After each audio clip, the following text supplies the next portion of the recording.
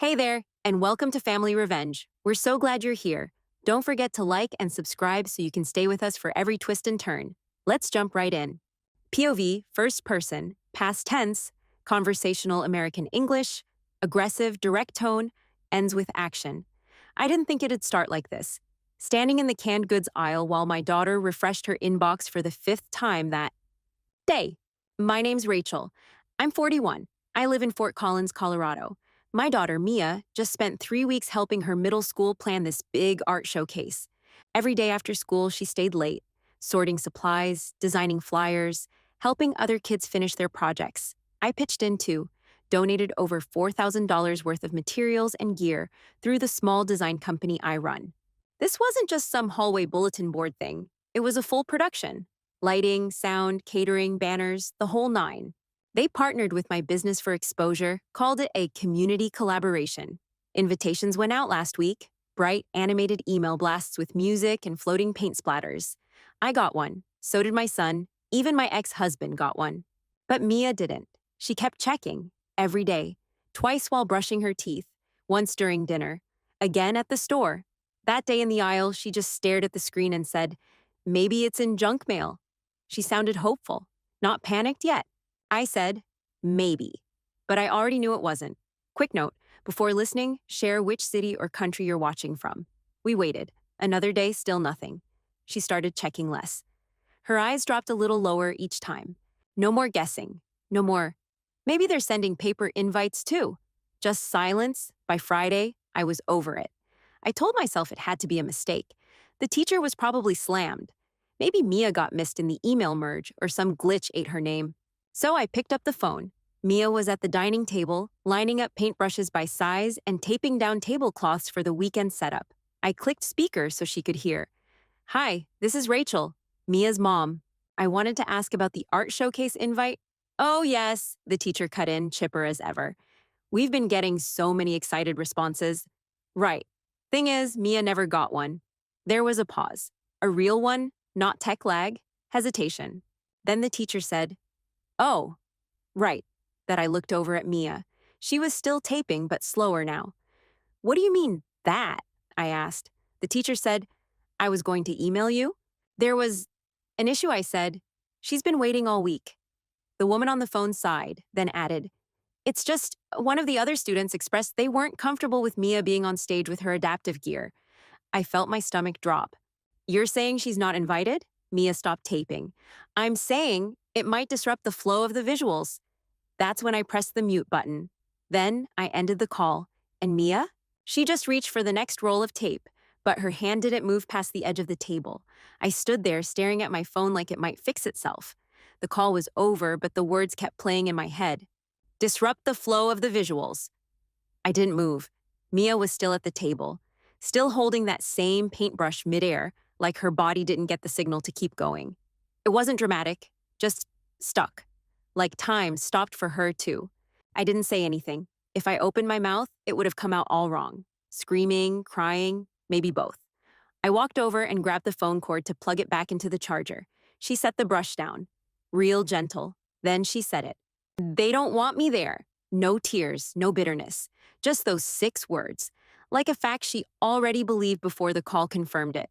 She turned in her chair and wheeled herself toward the hallway. Not fast, just steady. And when she reached her room, she didn't slam the door. She didn't lock it. She closed it soft. That softness broke something in me. I stood in that dining room, surrounded by the mess we were still cleaning up for the event. Crumpled packaging from tablecloths, a giant Sharpie marker pack, a stack of receipts. I sat down on the floor and picked them up one by one. $1,200 for canvas panels, $900 for stage rentals, $350 for catering, $1,600 for lighting and signage. I was the one who funded this whole thing, who made the damn spotlight even possible. And now that spotlight was going to shine right past my daughter like she didn't exist. I felt my throat tighten, like if I swallowed, it'd just come right back up. They knew who she was, knew what she needed. The adaptive gear wasn't some mystery machine. It was her chair, her lap desk, the digital stylus she uses when her hands get tired. It was her. That's what they didn't want on stage. Her. I got up, grabbed my laptop, and opened the event email. I clicked through the list of featured students. Name after name, smiling faces, fun facts, a little art preview. Mia wasn't there. No photo, no mention, not even a footnote. I looked at the school's Instagram. Promo post after promo post. No sign of her. 3 weeks of volunteer work, designing signs, helping other kids paint banners, and they scrubbed her out like she never touched a thing.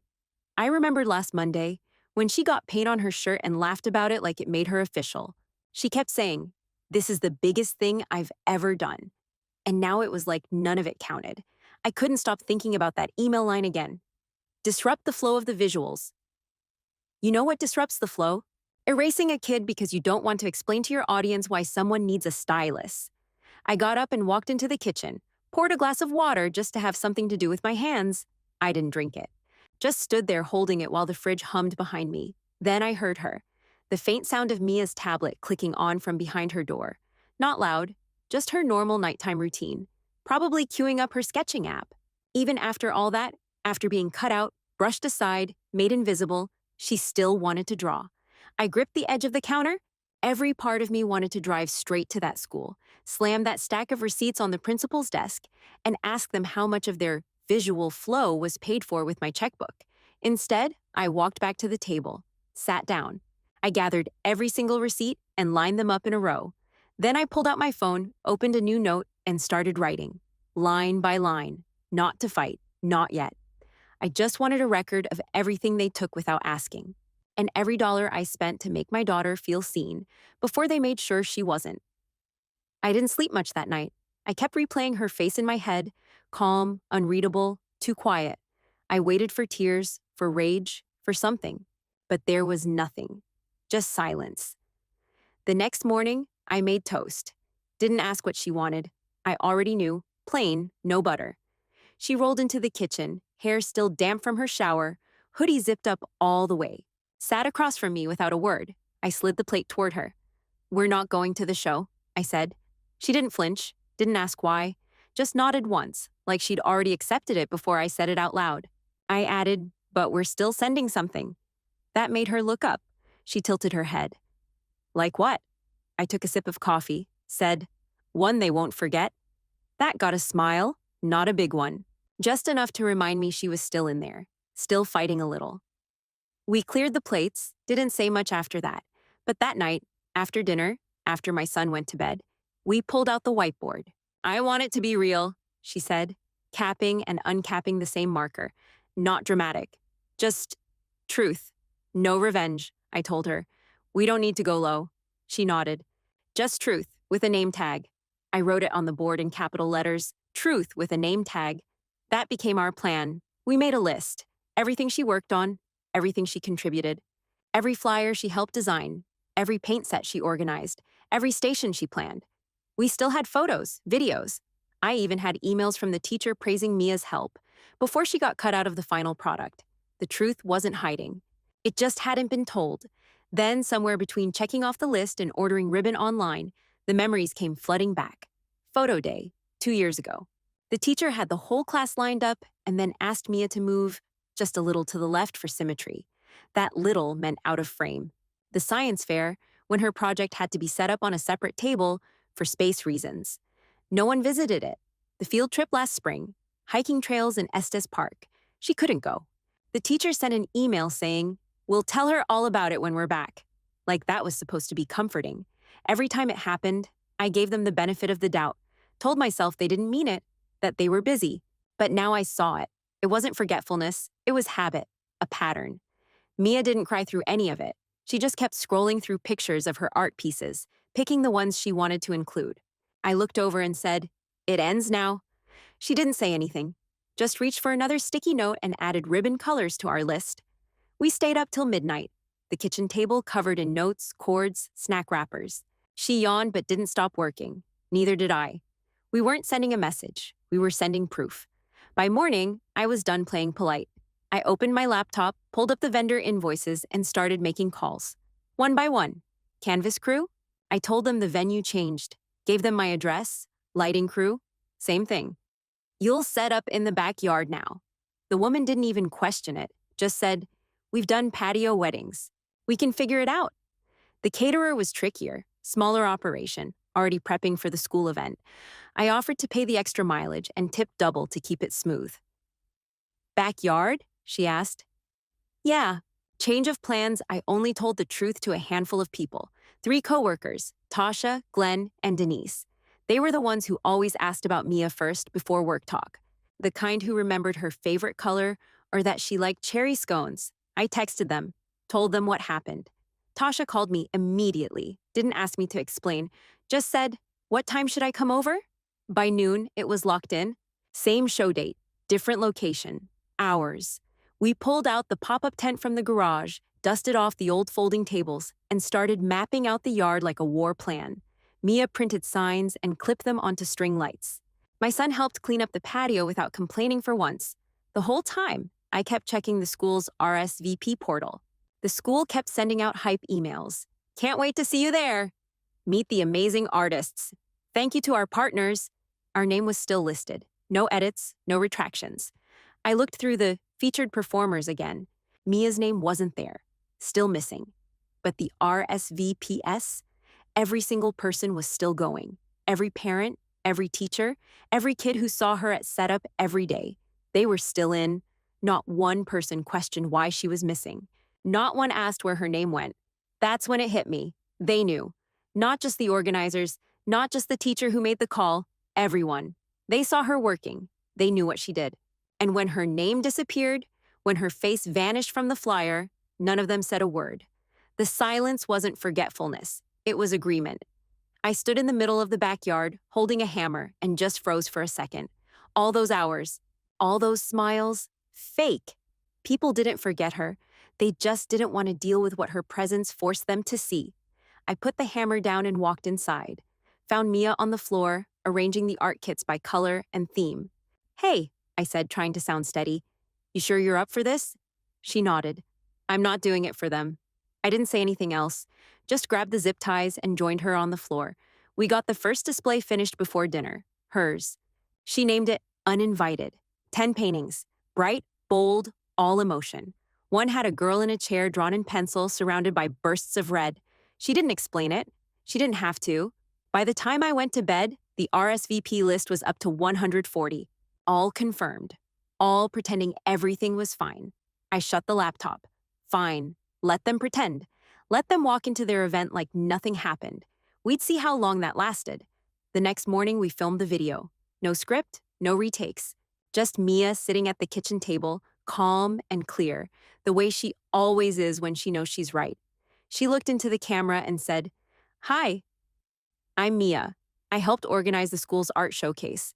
I worked after school for 3 weeks. I made flyers, tied ribbons, sorted paint trays, but I'm not invited to the event today." She paused, just enough to let it settle. Then, "They said my adaptive tools would disrupt the visuals, so we're doing something different." Then we cut to clips. Her taping signs to the fence, laying out the art kits by color, flipping through sketchbooks. The final shot was her, holding a paintbrush. "If you think every student deserves to belong," she said, "we're having our own event today. You're welcome here." She hit stop. No tears, no dramatics, just truth. Delivered like a sealed envelope. We loaded the video onto a tablet, wrapped it in gold paper with a thick red bow. I slid a tag under the ribbon in Mia's handwriting.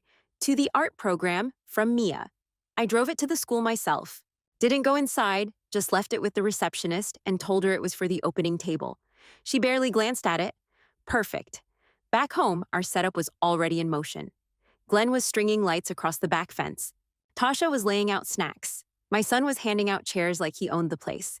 Mia stayed inside until the last minute, adjusting her shirt, fixing her hair, practicing her lines for the demo station. Then she rolled out, right on cue, just as the first guests arrived. Meanwhile, at the school, I had someone there, not spying, just watching. Denise texted me updates. 10:01 a.m. Stage crew looking confused. Someone's unwrapping a gold package. 10:03, principal looking at the screen, not smiling.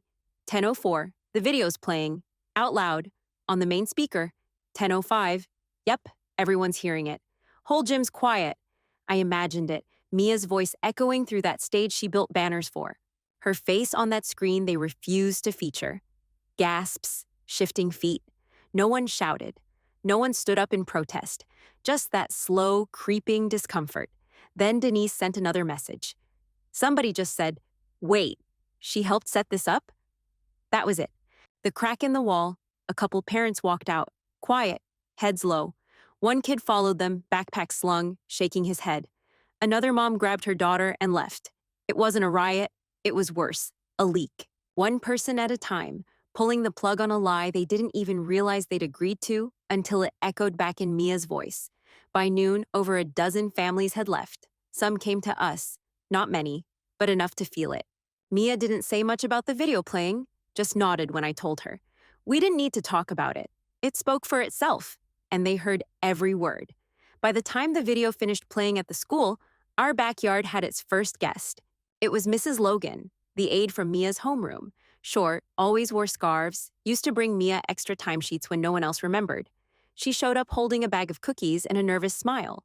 "I hope it's okay I came." Mia grinned and said, "I saved you a seat." After that, it was steady. One mom arrived with her son in tow, then another with a baby strapped to her chest. A teenager in a hoodie came by himself and stood off to the side like he wasn't sure he belonged. Mia waved him over. We'd hung the art pieces along the back fence with clothespins and string, bright bursts of color flapping in the breeze. Mia's corner had her best work on display, layered textures, watercolors that looked like they bled emotion straight into the paper. Her station was in the middle. Two folding tables, a bucket of clean brushes, paper towels, and a jar of rinse water that shimmered blue from earlier demos. She was in her element. A little girl walked up and asked, "Can I try one?" Mia handed her a brush and said, "Pick a color and make it loud." The kid picked red. Glenn adjusted the lights one last time. The same expensive setup I paid for that was supposed to frame the school stage? Now it lit up our yard like a gallery. Music played low from a speaker. A little jazz, some acoustic covers. It wasn't loud, but it filled the space. One mom hugged me near the snack table. I didn't recognize her. She whispered, "I didn't know what happened." I just knew something felt off at the other event. I nodded. "Now you know." She squeezed my arm and walked away. More people trickled in. Not hundreds, but more than I expected. Most were parents who looked like they'd spent the morning pretending to clap through something that didn't sit right. Now they were here, in our yard, no big speeches, no ceremony, just real people walking past real art, talking to the girl who helped build the thing they just left.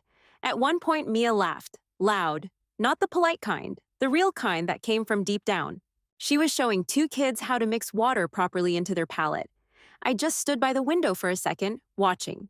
She didn't look excluded or erased. She looked right. The way someone looks when they finally get to take up the space they were always meant to. Denise brought over lemonade. Tasha handed out folding fans when the sun peaked. My son stood by the gate like a bouncer, passing out programs we printed that morning. On the back of each one, in bold type, it said, "Belonging isn't optional." We didn't do a head count, didn't care. We built something out of what they threw away. And Mia? She looked tired by the end of it. But it was the good kind, the kind that comes from showing up and being seen. She leaned her head back in her chair as the last few people left, closed her eyes. Then she whispered, "That felt like mine." I picked up a stray brush, rinsed it clean, and set it down to dry. The next morning, the subject line was waiting for me in my inbox. "We need to talk about the video." It was from the school's art director, the same one who'd sent Mia her original supply list with a smiley face in the footer. I didn't open it. I already knew what was inside, something fake polite, performative concern, a guilt sandwich wrapped in school letterhead. The real retaliation started a few hours later. Tasha called me from work. "Hey," she said, "just a heads up. Someone from the school said you hacked the RSVP system?" I blinked. "What?" "Yeah, word going around is that you faked the footage. Said Mia exaggerated, deleted her own invite, and you hacked into their system to make it look like they left her out." I laughed. I couldn't help it. It was that kind of bitter, disbelieving laugh you let out when a lie is so bold it circles all the way back to stupid. "They're calling us unstable now," she added. "Just letting you know what's floating around." Sure enough, a few minutes later, another message came in. Denise this time. "Just heard that you fabricated the exclusion." Their words fabricated. As if Mia didn't sit in that kitchen with paint-stained hands for 3 weeks. As if we didn't have time-stamped photos and actual school emails thanking her for her help. As if it never happened. But here's what they didn't expect. People talk. One mom, anonymous username and all, posted on a local parenting forum. My daughter worked with Mia. She was left out. I don't care what the school says, this was deliberate. That post blew up. Comments poured in from other parents, not just from our school, but from others nearby. Same thing happened to my kid in theater last year. They said my son's sensory headset ruined the mood of the photo. My daughter uses crutches, and they asked her to stand in the back row. It wasn't just about Mia anymore. People weren't mad because the story was dramatic, they were mad because it was familiar. It was the kind of exclusion that dressed itself up with pretty words, aesthetic, vibe, flow, energy. Always something vague enough to protect the speaker and just clear enough to cut the target. And this time, it got caught on tape. The school stayed quiet online. No statement, no apology. Just private emails, backdoor spin, and damage control whispered in hallways. Nobody defended them. Not publicly. Not the parents, not the staff. Not even the ones who'd clap the loudest when Mia wasn't around. I could feel it cracking. Their version of the story was collapsing under the weight of how many people had seen the truth before they could bury it. That night, I sat at the dining table, same spot Mia used to organize the paintbrushes, and reread the art director's email subject line one more time. Then I clicked archive.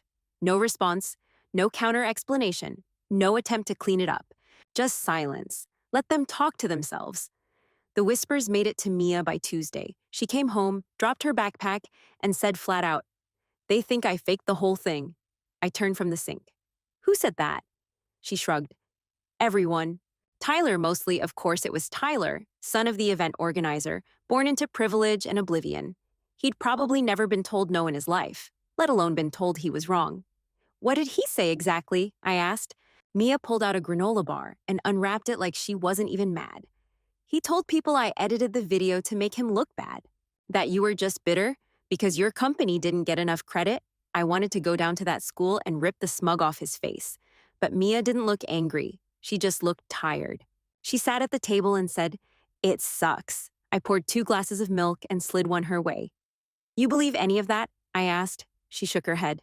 "They know it's true. They just don't like how it looked." She took a bite of the bar. I could tell she was over the crying phase. She'd crossed into something heavier. We made brownies that night. Didn't talk much. Just stirred, baked, sat in silence while the house filled with chocolate and tension. I kept glancing at her while she swirled a knife through the batter. She didn't rush, didn't slam anything, just moved through it slow, controlled. It hit me then. This wasn't weakness. It was strength on low heat.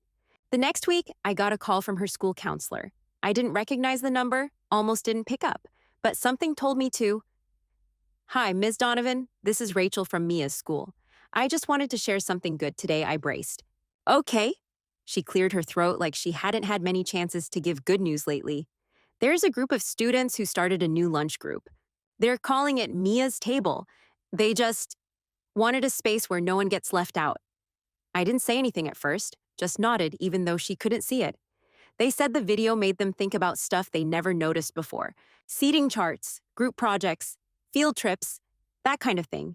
My throat tightened. I mumbled, "Thank you," and hung up fast. I got in my car, shut the door, and just sat there gripping the steering wheel. The tears hit hard. Not loud, not pretty.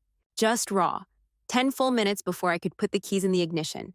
Then I wiped my face, backed out of the lot, and drove home. 2 days after the counselor's call, my parents rang. My dad started it. "We hate being in the middle of all this." I didn't respond. They weren't in the middle. They were on the sidelines, quiet, watching. They knew what happened. Watched the video, read the texts, never said a thing. They said, "We don't want to pick sides." I thought, "You already did." I let the silence stretch until my mom finally sighed and said, "Okay, well, we love you." "Sure," I said, and ended the call. That was the last time I answered their number. At school, I cut ties clean. No more supply drives, no more quick favors. I stopped replying to their last-minute donation asks. The final invoice came in from the school accountant. Something small, extra stage riser fee from the original setup. I printed it, stamped a red line across the front, canceled. Dropped it in a plain envelope, no return address. Hand-delivered it to the front office. The receptionist glanced at the envelope. "This for Miss Brandt?" I nodded. "It's the last one." She smiled like she didn't get it. I walked out without another word. It felt like shutting a door I should have slammed years ago. That weekend, Mia got an envelope in the mail, glittery stickers sealing the back, no school stamp. She opened it at the table. Inside was a folded card, hand-drawn flowers all around the edge. The note read, "You seem like the kind of person who makes things better just by being there." It was signed, Lily from science class. Mia blinked at it for a second, then smiled. "Think I should go?" she asked. I said, "Yeah, you should." She picked out a blue dress and gold flats. I braided her hair while she told me about Lily. Quiet, artsy, good at chemistry, but hates public speaking.